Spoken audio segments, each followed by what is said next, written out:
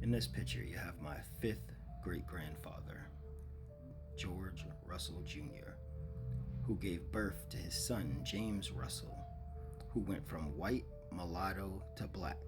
So George Russell's wife that gave birth to his kid had to be black because James Russell was mulatto, and magically James Russell had a son named Henry. What was he? And as you see here down the line, James Russell had a son named Henry, who had my second great-grandmother. And as you see, James Russell himself was labeled mulatto. How did he get that color from a white family without mixing with the natives of the land being darker? But a mulatto gave birth to a child that was labeled white in 1850 census. But 20 years later, that white guy, Henry, was labeled mulatto. What was he labeled 10 years later? Wow, it's almost like magic. 10 more years and he turned black. 30 years before that, he was white. 20 years before that, he was mulatto. But by 1880, a member of a white colonizing family was labeled black. How, if the native people of the Creek area were not black people?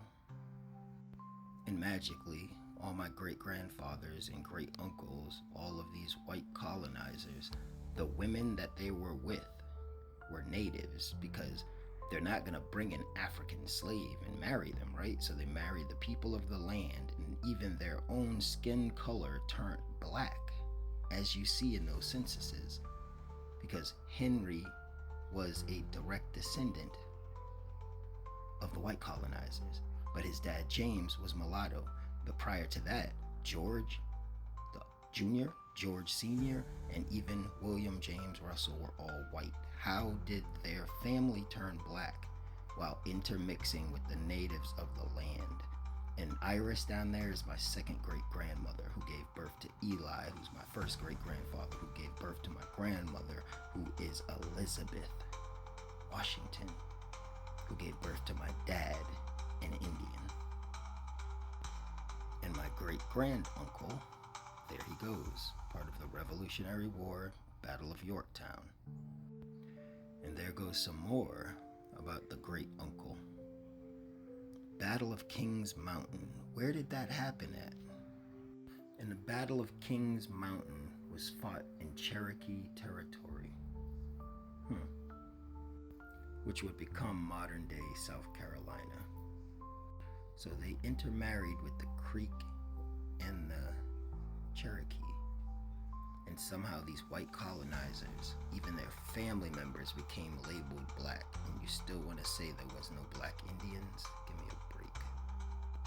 And clearly, the Russell and the Bean family were early European American colonizers in the Virginia and Tennessee frontier, whose families intermarried. And those white families intermarried also later on their sons with indigenous people of the land. Yes, historically and genealogically, the Russell surname did intermarry with indigenous peoples in various areas, included a documented connection to the Tuscarora tribe, and instances of mixed heritage with the Cherokee Nation. So I guess this question is for the so-called natives. Can you intermarry with a white person and make a so-called black person in a census? No, you can't, because y'all intermix with them on the tribal lands today, and y'all are not so-called black. So how are you those tribes that were down there? Knowledge of the day. Debo the hard hitter.